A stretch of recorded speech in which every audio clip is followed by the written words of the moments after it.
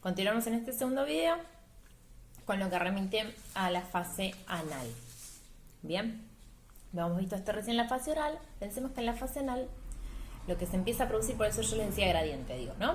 Pensemos que en este punto de mi mano estaría el momento de ilusión que hablaba Winnicott, el momento de indiferenciación que nombra Freud, el momento de yo no yo, todo junto. Y pensemos que progresivamente se va dando el lugar a la diferenciación con el otro. ¿Qué empieza a pasar con la fase anal? Lo que se empieza a distinguir el sujeto es que empieza a darse cuenta de que yo y el otro no son lo mismo, ¿sí? Empieza a aparecer este proceso de destete, que yo les decía, es un proceso, no es un momento. Es un proceso donde empieza a advertir que ese otro tiene otros intereses, de que ya no es el único interés en el mundo. Que en todo este proceso el niño igual va a gozar de cierta idea de omnipotencia infantil, de que él maneja el mundo. Pero este manejo del mundo empieza a caer progresivamente porque empieza a registrar de que hay otros y que hay otros intereses y otras cosas que también motorizan el deseo de los adultos. ¿Todo esto se da cuenta conscientemente? No, chicos, se da cuenta inconscientemente, o sea, se va dando cuenta en el proceso, no lo puede procesar psíquicamente, no lo puede poner en palabras. Como los chicos no lo pueden poner en palabras, lo ponen en actos, ¿sí? Piénsenlo de esa manera. Si ustedes piensan que lo va a poner en palabras, un nene, primero que no tiene palabras, un niño de, piensen aproximadamente 1 año y medio, 2 años, ¿sí? No tiene palabras aún concretas en frase para poder explicarle que, che, estoy angustiado porque mi mamá se va, o porque a mi mamá le importa trabajar también, por ejemplo, digo, ¿no? O a mi papá le importa, quiere un rato estar haciendo otra cosa, mirar un partido de fútbol y no quiere jugar conmigo un rato. Digo, bueno, a ver, pero sí lo vas sintiendo. ¿Cómo expresan los chicos? Los chicos expresan en actos las cosas, no lo expresan en palabras. Incluso vamos a ver que cuando tienen las palabras tampoco lo expresan en palabras, porque aún el discurso sigue siendo el discurso del otro. Lleva un tiempo poder apropiármelo. Primero lo hago, lo tengo, lo metabolizo, lo utilizo como mecanismo con el otro, pero aún me cuesta un tiempo identificarlo como propio. ¿Sí? Bien. Bueno, consideremos que este proceso de destete que yo les hablaba tiene que ver con la introducción de lo que ustedes habían nombrado como el principio de realidad, que lo definimos en el video pasado, con lo cual no voy a volver a avanzar sobre ese concepto. Pero sí tiene que ver con algo que ustedes van a leer como la caída del lugar fálico. Fálico tiene que ver con ese lugar privilegiado, con ese lugar importantísimo, como ese lugar de algo del orden de que es lo único. Tiene todo un concepto teórico alrededor. Se los voy a explicar brevemente, no se enreden con ese concepto, pero quiere decir algo en relación que este niño viene a ocupar un lugar de falo, un lugar le van a decir de brillo fálico, va a decir Lacan, como un lugar muy importante para esa mamá, ¿sí? ¿Por qué? Porque viene a completarla, digamos, en esta lógica de que esta mamá se siente como castrada. Pero es complejo. Ahora van a ver que cuando veamos el complejo de Edipo quizás le cierra un poco más. No se enreden con eso. Cae ese lugar de muchísima importancia y se empieza a dar cuenta de que necesita dominar al otro de otra manera. ¿Sí? ¿Por qué? Porque probablemente ya ahora lo pueden alimentar otros, porque ya ahora puede empezar a jugar con otros, porque ya ahora no necesita tanto, si bien los padres van a ser fundamentales, no los necesita tanto, porque hay otros que pueden reemplazarlos, digamos, tal vez. Y empieza también, piensa en el desarrollo psicomotor, empieza a tener cierta madurez biológica en el dominio de su propio cuerpo, porque ya ese niño ya camina, ya puede sujetar objetos, traer objetos, llevarlos, puede manejar bien la motricidad fina, en lo ideal, digo, ¿no? Lo va construyendo en este proceso. Entonces necesita dominar al otro de diferentes maneras. Comienza dominándolo a veces con el cuerpo, digo, agarrándolo vieron que los niños más pequeños, digo, mi nene en la edad que tiene, que es un año y 2 meses más o menos, empieza a querer agarrarte, a treparse, a buscar la manera de agarrarme del pelo si lo voy a soltar, digo, de alguna manera esa manera de aferrarse corporalmente. Y empiezan a tener algo que se empieza a controlar que tiene que ver con el control de los esfínteres, ¿sí? empiezan a registrar de que los pueden controlar y que eso también les genera una satisfacción, ya sea una satisfacción por descubrir la sensación que ese intestino genera, como por la satisfacción de la expulsión y el control respecto de cuándo lo voy a expulsar y cuándo no lo voy a expulsar. Piensen en la lógica de un niño que eso que expulsan lo consideran como parte de su cuerpo. Digo, así como uno lo desecha y mejor que no se huela, no se vea, no pasó nada, como adulto, por una cuestión de ciertos diques psíquicos que tienen que ver con la latencia, con otro momento de la vida, en un niño esos productos son algo del orden de su propio cuerpo, que se están desprendiendo de ese propio cuerpo, con lo cual desprenderse de algo propio es algo complejo. ¿Sí? Piensen que como adultos nos cuesta desprendernos de lo propio, imagínense lo que le sucede a los niños. Bien, esto que a uno le genera esta cuestión media asquerosa de lo escatológico, a los niños se les ocurre que esta manera, como el otro demanda de que yo deje los pañales, por ejemplo, ¿cómo puedo hacer de que el otro venga y vuelva a ser mi objeto de amor? Y que, bueno, mi objeto de amor sigue siendo, pero que ese objeto de amor vuelva a prestarme atención, tratando de cumplir con los deseos que ese otro me pide. Entonces, mi regalo como niño es regalarle esta parte que es mía. ¿Qué hace uno cuando está queriendo que el niño deje los pañales? Lo gratifica. Muy bien, qué bueno. O cuando uno ve que el niño, por ejemplo, piensen en cuando un niño quiere caminar. Y cuando uno quiere que este niño se vaya independizando, logrando caminar, le va a decir, qué bueno, qué bien que lo lograste. Digo, tiene que ver cómo el niño hace cosas más de una vez por amor al otro. ¿Sí? Y renuncia a cosas por amor al otro. Entonces fíjense que de esa manera también va renunciando a el instinto. ¿Vieron cuando yo les decía ingresar a la cultura tiene que ver con renunciar al instinto? ¿Por qué uno renuncia al instinto? Por amor al otro. Porque quiere que ese otro continúe al lado de uno. Y piensen que más de una vez en las relaciones afectivas que uno construye renuncia a cierta satisfacción personal por amor al otro para mantener el dominio de ese otro. Pero si estamos siempre en la lógica de una fase anal, que es lo que vamos a ver en muchas relaciones, lo que termina generando es una cuestión de lo que se llama sádico, es decir, mantener al otro retenido y controlar al otro. Esto lo van a ver en muchísimos síntomas y situaciones diarias de sujetos que lo que intentan es controlar todo el tiempo. ¿Qué es controlar el esfínteres? Bueno, la palabra dice. ¿Qué es manejar de alguna manera el esfínteres para poner una palabra? Controlar cuándo sale, cuándo no sale. ¿Dónde sale, dónde no sale? ¿Sí? Yo tenía un pacientito, que yo creo que se los comenté el año pasado, el caso. Una mamá que en el mismo momento en el que este nene nace, el padre que ella no quería ser mamá. La pareja con la que ella estaba, que era una pareja con problemas de adicciones, insiste en que sean padres, en que ella ya era grande. Eran una pareja que ella lo quería un montonazo a este hombre. O sea, era, no sé si era una cuestión, digamos, amorosa a nivel pareja o una cuestión más afectiva a nivel amistad, de vínculo que se había construido porque se conocían desde muy chicos. Ella siempre sosteniéndolo en sus problemas de las adicciones. Digo, bueno, bien, pensemos ahí. ¿Qué pasa con la fase oral en este hombre, tal vez, ¿no? ¿Qué pasa con esto de no poder dejar? Bien, ahora, ella queda embarazada, se empieza a armar la idea de ser una mamá, bueno, se empieza a reconciliar con esta idea de ser mamá, se sentía un poco grande, tenía que renunciar, de alguna manera ella trabajaba 3 cargos, 2 cargos y estaba estudiando, y de esta manera era docente, con lo cual era dejar de trabajar un tiempo, algo que a ella le gustaba un montón, renunciar a estudiar un poco porque no podía cumplir con todas las tareas a la vez y lo que había estudiado tenía que ver con alguna cuestión, digamos, de discapacidad infantil, entonces era en el área de docencia, con lo cual sabía que era difícil que pudiera tomar un cargo rápidamente de eso. Bueno, se empieza a armar esta noción. Cuando el niño nace, su madre se enferma de Alzheimer.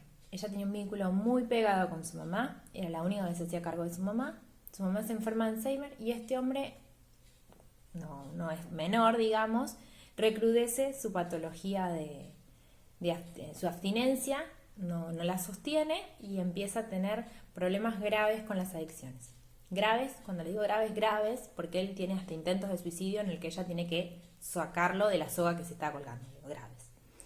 Con lo cual, a esta mamá se sintió muy desbordada con la maternidad. La madre, mientras estaba más o menos que tenía sus momentos de lucidez, intentó ayudarla bastante. Cuando ella se empieza a desligar del papá de su hijo porque no se podía hacer cargo de todo, dice, yo no me podía hacer cargo de todo. La familia del papá la culpan de la adicción, digo, bueno, una situación complejísima la de esta mujer. Se da cuenta que la madre se empieza a enfermar mal y que ya no podía hacerse cargo de su hijo. A todo esto ella me dice, bueno, yo no sabía ni cómo hacerle de comer ni nada porque me había abocado al papá de mi hijo y no podía saber cómo. Este nene, bueno, dice, yo le daba yogur y le daba papillas porque era lo que era más rápido. Este nene ya a este paso tenía como 2 años casi, 1 año y medio. La madre finalmente a los poquititos meses fallece. Entonces, con lo cual imagínense el desborde de esta mujer.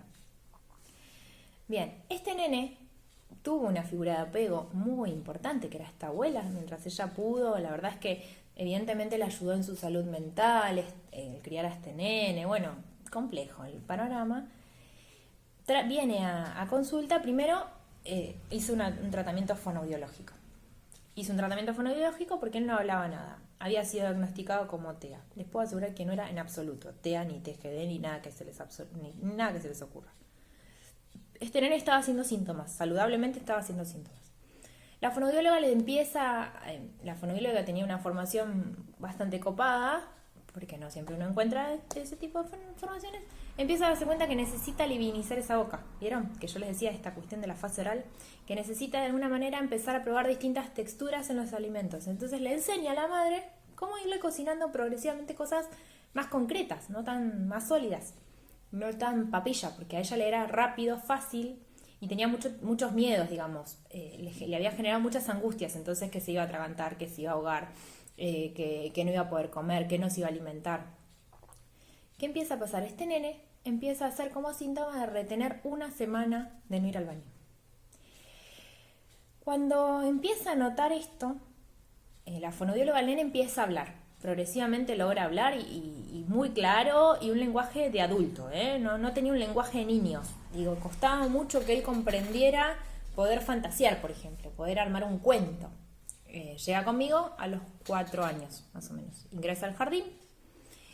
Y en el jardín el problema que tenía era que no quería seguir ninguna norma del jardín y que retenía mucho control de esfínteres, no había control exacto, sino que él retenía durante 1 semana y lo que pasaba era que había que darle algo, habían probado con el médico, darle vaselina y cuestiones, porque si no, este nene no hacía caca y se lastimaba.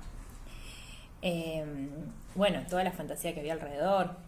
La cuestión es que este nene me decía, yo de esta manera la llamo muchas veces a mi mamá a que venga al baño a que veamos si hacía o no hacía. Me termina diciendo después de casi 1 año de tratamiento. Pero la realidad es que lo que yo observaba era que él todo el tiempo buscaba la manera de dominarla a la mamá, de retener la atención de esta mamá, que era una atención bastante lábil. Cada tanto se le iba bastante porque tenía que resolver un montón de problemas suyos. Ella empieza terapia. Bueno, después el padre no aparece, finalmente el padre muere en el proceso de que estábamos en terapia de una sobredosis. Hubo que elaborar todo esto con el nene. El nene tenía recuerdos lindos del papá, más allá de lo que había sido, porque el papá tuvo un periodo de abstinencia también en el medio y ella le dejó acercarse, habilitaba la figura del papá. Con ciertos resquemores, por eso le digo, había mucho afecto entre la mamá y el papá construidos. Y este papá tenía construida esta idea de hijo, le costaba sostenerse a él mismo, entonces eso era lo que dificultaba. Bueno, pero lo que yo les quería mostrar, que lo que intentaba este niño, este hermoso niño, era controlar y retener. Y había muchas cosas que cuando uno piensa en las eneuresis o encopresis de los nenes, que tiene que ver con esto, no retener piso, no retener caca de los nenes, tiene que ver qué es lo que no está pudiendo contener. ¿Qué es lo que no está pudiendo retener? A veces tiene que ver con los desbordes pulsionales de los adultos, con estos desbordes emocionales de los adultos, con esto con lo que no puedo. Los chicos lo expresan en el cuerpo, piensen siempre en eso. Por eso somatizan, por eso levantan fiebres. ¿Vieron que a veces dicen, es una fiebre emocional, te dice el pediatra? Bueno, ¿qué es lo que no está pudiendo? Fíjense, época de cuarentena, los nenes, los más chicos, se les altera a veces hasta el sueño, digo, porque los chicos lo expresan con el cuerpo. Bien, esta fase anal, fase sumamente importante para pensarla, tiene que ver con esta idea de control y dominio. Es sádico anal precisamente porque el sadismo tiene que ver con este goce en dominar y controlar al otro. Domina y controla al otro de muchas maneras, con lo corporal, o sea, con lo concreto y lo físico, y uno lo va a ver en las patologías más graves, donde a veces uno ve, yo trabajaba en centros de día, y uno ve un chico de 15 años que te arrastra, te tira, digo, este dominio corporal donde no hay una construcción de algo que tiene que ver con el lenguaje. Porque en esta fase lo que empieza a aparecer es el dominio del lenguaje. El niño empieza a utilizar palabras, que estas palabras van a funcionar como separación de alguna manera del otro y unión con el otro. ¿Vieron cuando hablábamos del lenguaje que tenía esta doble vertiente, digo, de establecer una comunicación y de que a la vez separar los cuerpos y lo inmediato? Ahí está el principio de realidad de lo que ustedes me hablaban, no es lo inmediato. Si yo puedo poner una palabra, esta palabra que empieza a simbolizar algo, o el señalar, vieron que esto empieza con indicios. El indicio es el señalar. El ponerle una palabra general a muchas cosas que quieren decir que no es esto que tengo presente también, que quiero otra cosa. Con lo cual, el dominio de la palabra también va a ser para este niño un dominio del otro. Vieron que a veces está este juego que supónganse, empieza a aparecer de ma, que. Digo, bueno, de alguna manera lo que intenta es convocar la atención del otro. ¿Por qué tenemos niños a veces en las aulas? Y acá empieza la época del maternales, por lo general. Piensen que estamos en un periodo entre los 1 año y medio y 3 años, para ubicarlo en tiempo, ¿no? Periodo de los caprichos, si ustedes lo quieren, sí, es periodo de los caprichos. ¿Por qué? Porque es este periodo donde lo que quiero convocar es la atención de ese otro. ¿Sí? ¿Por qué es la atención de ese otro? Porque me doy cuenta que ese otro tiene otros intereses. Aún no identifico qué otros intereses. Se los dejo para la próxima fase que ahora los van a ver. Pero sí lo que empiezo a aprender es que tengo que esperar para algunas cosas, que no todo es inmediato, que no todo ya. Digo, empieza a controlarse de alguna manera ese yo, por un yo que se está constituyendo. ¿Sí? El niño se puede empezar a nombrar con su nombre, ya no se nombra en tercera persona, no hace frases grandes, pero sí puede decir la palabra frase o las dos palabras, vieron que involucra una frase. Ese es el proceso que habla Hanim. Es la idea de poder combinar, por lo general lo que combina es un sujeto y un verbo.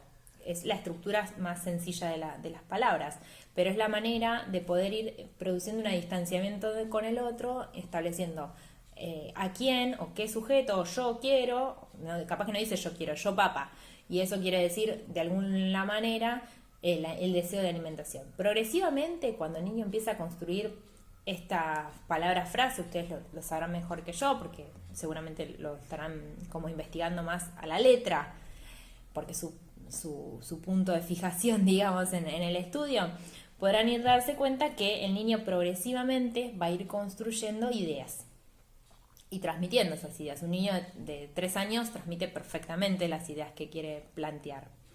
A veces lo que no está en juego son las normas sintácticas. ¿Por qué no están en juego las normas sintácticas? Digo, altera el orden de las oraciones o los tiempos verbales, porque aún son normas que se van construyendo en el habla con el otro.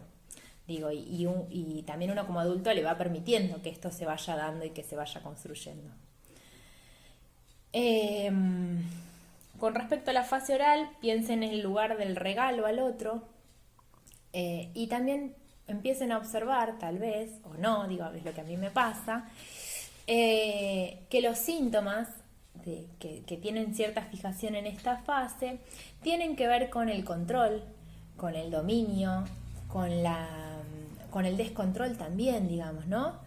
Con la imposibilidad, a veces tiene que ver con la imposibilidad de retener ciertas cosas, digo, pensémoslo, a ver qué es lo que pasa, con este que hace excesivamente regalos y regalos vaciándose todo para el otro.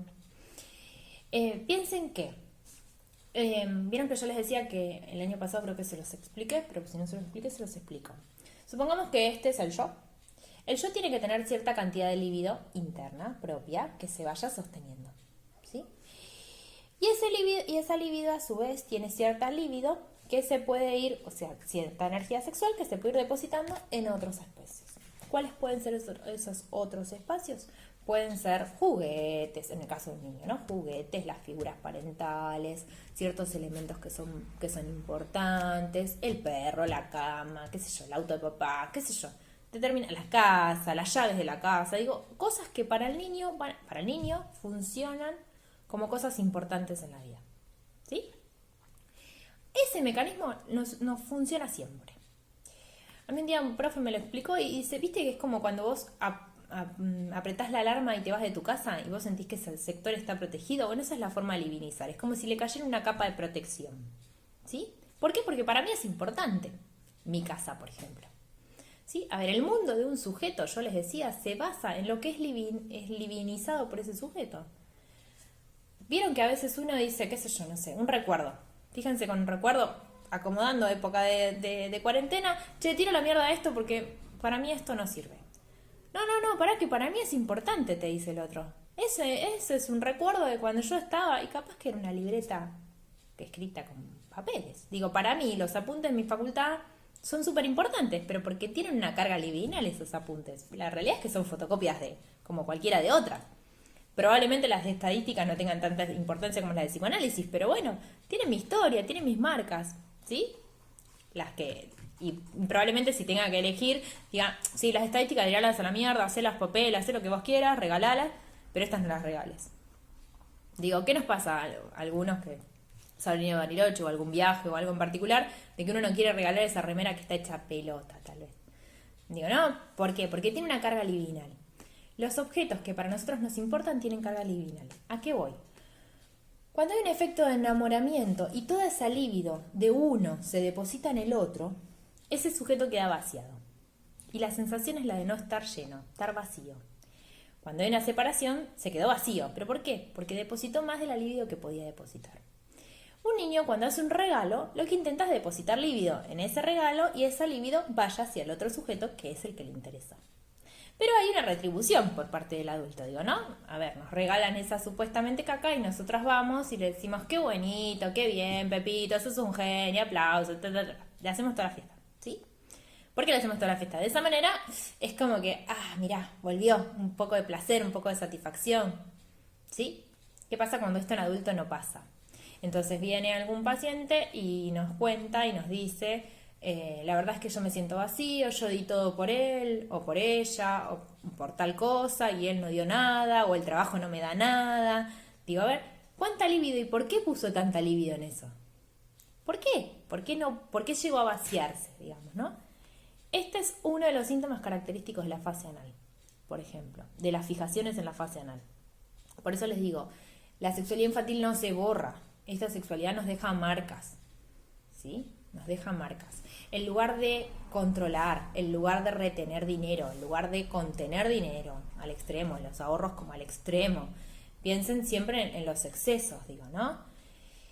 ¿Qué pasa con toda esta cuestión? Digo, si hay de parte de un adulto la necesidad de que controle esfínteres de un modo muy, muy armado, o hay una negación a que controle esfínteres. Digo, no, es chiquito, no, y se va a manchar, y se va a ensuciar, y no, y pobrecito, y no, pero todavía, digo, porque esto implica un lugar del otro de, bueno, a ver, vamos construyendo, vamos armando. El estete también, digo, ahí desde el lugar del adulto, de, bueno, es momento... A ver, es momento, no es momento, bueno, va para atrás, va para adelante, va regulando, vamos viendo. Pero hay un lugar, desde el lugar del adulto, de que hay cosas que hay que irlas logrando, ¿sí? Eso no quiere decir de que tengamos un niño con pañales y que este niño no haya pasado la fase anal, perdón, ¿sí? No, puede tener pañales, pero hay que ver qué es lo que no está pudiendo contener, qué es lo que no está pudiendo retener. Hay algo de fijación en esa fase. Pasemos a la que sigue. Bien, bueno, fase fálica. Fase fálica sigue siendo pregenital. Es el momento donde el principio de realidad se instala más y lo que se empieza a construir en el niño es esta noción de que hay un otro que le interesa a mamá, que puede ser no fijo. A ver. Les cuento primero la versión freudiana, después les digo la versión actual. ¿Exacto? Bien. Que hay un otro papá, un otro hombre, en este caso, versión freudiana estoy, que le atrae a mi mamá y que por eso mi mamá no me quiere, ¿sí? No me quiere tanto, no le intereso tanto. Entonces me tengo que identificar con ese otro para poder ser el objeto de deseo de mi mamá y ser el que mi mamá quiere y el único que le importa. Si yo hasta hace poquito era lo único que le importaba a mi mamá. ¿Y ahora qué le pasó? Bueno, digo, es propio de la vida. Y acá tiene que funcionar una prohibición para los dos, para la mamá y para el hijo. Bien, ¿cuál es la prohibición? No podés. ¿Sabes qué? Con mamá no se puede. Mamá está inhabilitada como tu mujer, digamos, ¿no? Mamá está inhabilitada para el niño, digamos, ¿no? ¿Por qué? En términos, digamos, culturales, es por la prohibición del incesto. Pero en términos del niño es no, mamá es de otros, no es tuya, no puede ser tuya, ¿sí? Ok. Y a la mamá vos no podés reintegrar tu producto, es decir, no son uno, son dos. Y acá estoy yo poniendo un orden y una norma. ¿Quién hace ese orden y esa norma? Lo que Lacan va a llamar el nombre del padre para desarmarlo y desarticularlo del lugar del padre. En el caso de Freud lo van a leer como el padre. La función del padre normaliza. ¿Por qué normaliza? Porque lo que hace es introducir una norma, una prohibición. Para el lado del niño, esta mamá, esta mujer, podés con cualquier otra mujer, pero con esta mujer no. Piensen en la lógica de Freud, ahora se las explico desde otro lugar.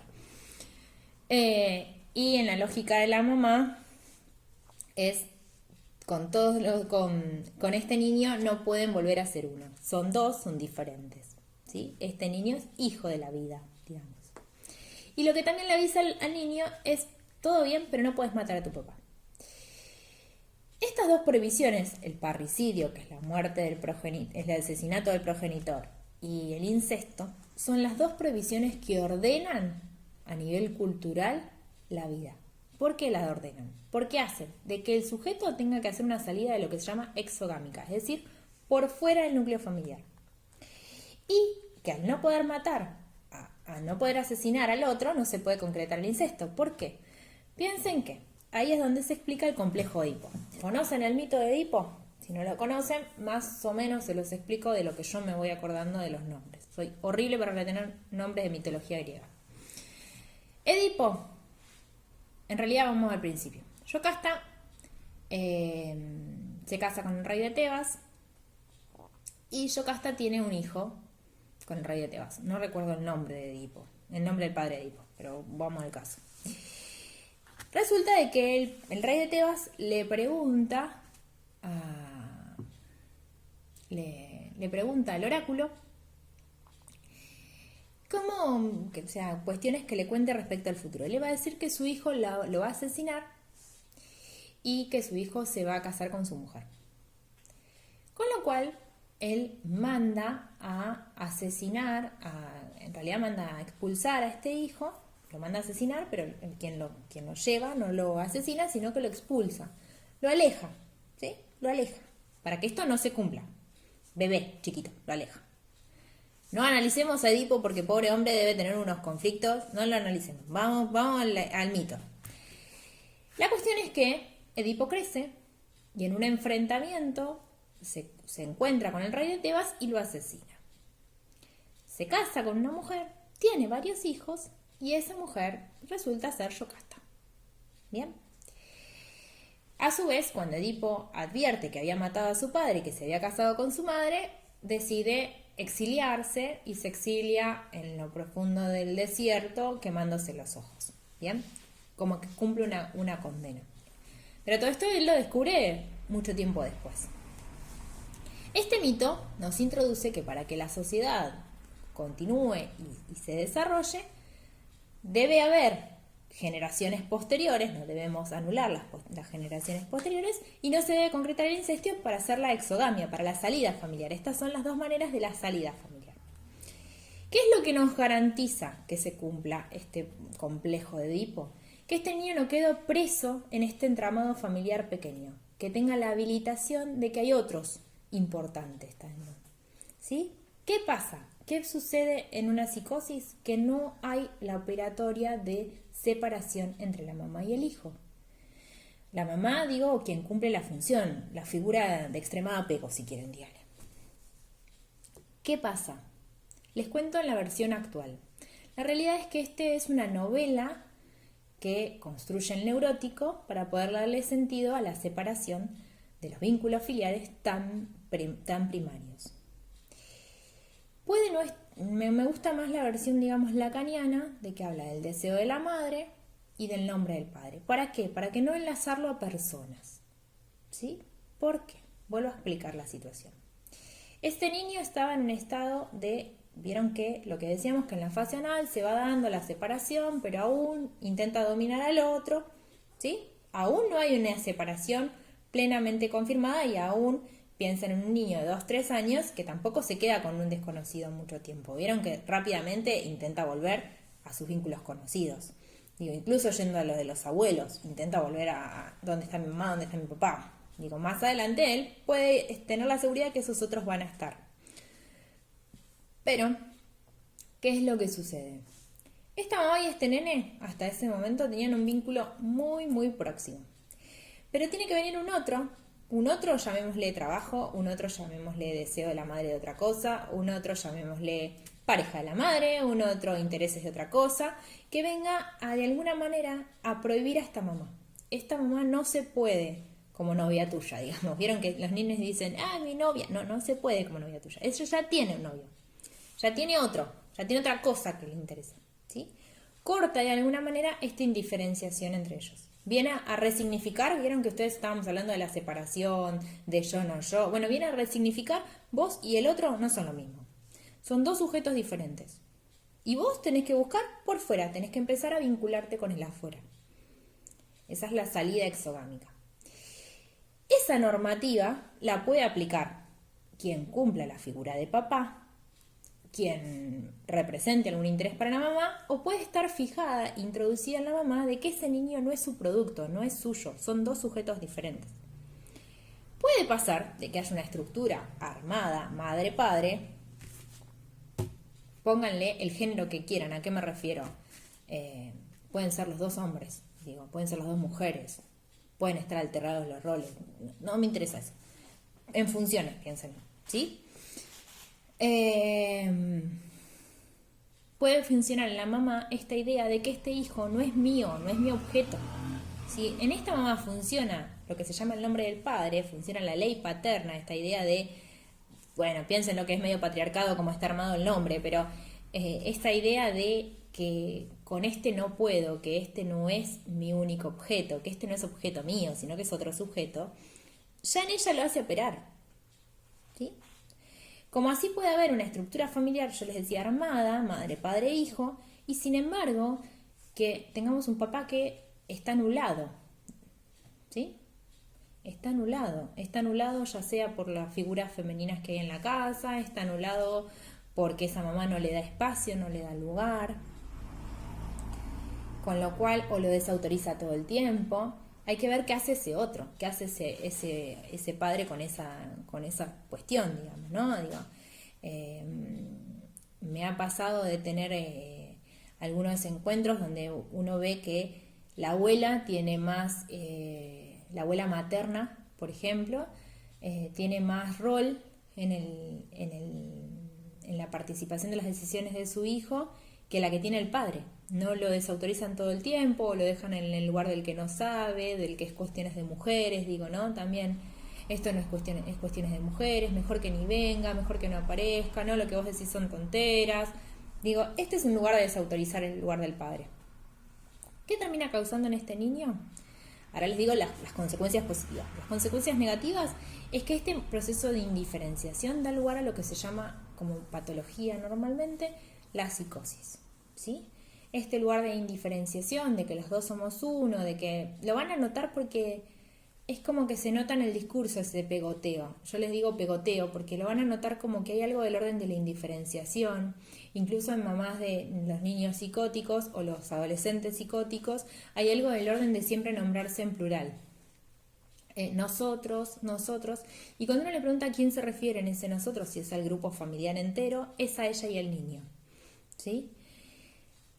O al adolescente en realidad. o al adulto, digo, porque psicosis vamos a ver en adultos. Y es este lugar de siempre ubicarlo como lo que yo quiero, lo que yo tengo, digo, como si fuera mi juguete. Vieron que el juguete uno lo nombra, lo rompe, lo dibuja, lo arma, es un objeto, no es un sujeto, ¿sí? Bien. Que este entramado familiar, ahora les cuento cómo viene por el lugar de cómo se sale, pero lo que implica es como un proceso donde hay primero una necesidad de ser como un otro, entonces hay cierta identificación a lo que esta mamá admira, quiere o desea, esta función materna admira, quiere o desea, y a su vez también se genera el lugar del ideal del yo. Vieron que ustedes lo nombraron, que en el momento de la fase anal, donde ustedes nombraron el principio de realidad y el yo real primitivo, ustedes hablaron de un yo ideal. Es el momento donde hay la omnipotencia infantil, esto que yo les decía, el nene lo puede todo, yo lo sé todo, yo soy el mejor del mundo. Lo que se empieza a gestar en el momento del complejo de Edipo es el lugar del yo ideal, es decir, a lo que yo pretendo alcanzar. Ojo, porque no vamos a ver que en la adolescencia ese yo ideal se cuestiona. ¿Por qué? Porque ese yo ideal se sostiene en lo que los otros consideran como ideal. ¿Sí? O sea, mi mamá dice que el chico ideal es el que es prolijo y ordenado. ¿Sí? Pero hay que ver si yo cuando soy adolescente quiero ser prolijo y ordenado, me parece que es una pavada y la verdad que me siento mucho más cómodo con otra cosa. Por eso van a ver que el discurso de los nenes es siempre muy tomado por el discurso de los adultos y hay una repetición de ese discurso. Este distanciamiento de cuerpos y esta prohibición de cuerpos habilita, yo les decía, lo social y construye a nivel inconsciente, construye la última de las instancias psíquicas que nos faltaba, que es el super yo. ¿Qué es lo que se va a constituir? Estos mandatos maternos y paternos se introyectan, se introducen en nuestro psiquismo a nivel de los mandatos morales, de la conciencia moral. Se constituye esta idea de conciencia moral. ¿Cómo se constituye? Digo, a ver, con estas previsiones lo que se va armando son todo un conjunto en relación a los ideales y en relación piensen que si hay ideal del yo es lo que yo pretendo alcanzar, ¿sí? Con lo cual tiene que ver con los ideales que me gustaría alcanzar. Se empieza a conformar lo que se llama la conciencia moral. Esta conciencia moral que constituye nos va a regular nuestro comportamiento. Van a ver que los niños empiezan a regularse. Y lo que empieza a darse es lo que ustedes nombraron como proceso secundario. Es el proceso del pensamiento. Es decir, ya el lenguaje está mucho más estructurado, ya el lenguaje nos permite comunicar ideas y ya el lenguaje también nos habilita para construir pensamientos, con lo cual ya el pensamiento es más del orden consciente y no tan el impulso o la reacción, sino que el niño puede anticipar en palabras lo que pretende hacer en actos o puede anticipar en palabras el dominio del otro. ¿Por qué el niño abandona ese complejo, ese entramado familiar? Piénsenla como novela familiar, digo, esta idea de estructuración psíquica, que si esta estructuración psíquica se va constituyendo, lo que se va dando lugar es a lo que yo les decía como la neurosis. ¿Qué es lo que sucede en la neurosis? Se constituyeron las tres instancias psíquicas, que no está la instancia del super yo en la psicosis. Entonces, esa instancia psíquica del super yo, que es el que me dice, che, pará, esto que estás haciendo no está bien, no es políticamente correcto, por ejemplo. Vieron que se usa, hoy por eso se usa mucho esa palabra.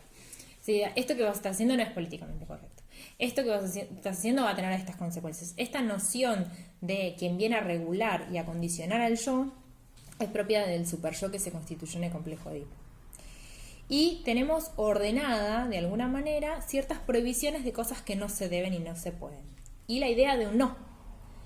En el caso de una psicosis, todo esto no está constituido. Y esto que a ustedes les parecerá una tontera, nos ordenan nuestro psiquismo y nuestra manera de actuar. Y ordenan nuestra vida en sociedad con el otro, porque implican corresponder a una norma. A responder a una norma de determinada manera. ¿Me comprenden? ¿Por qué un niño abandona el complejo de Edipo? los niños empiezan a armar teorías sobre las diferencias sexuales. Lo que observan a simple vista es que los niños tienen una cosa que las niñas no tienen.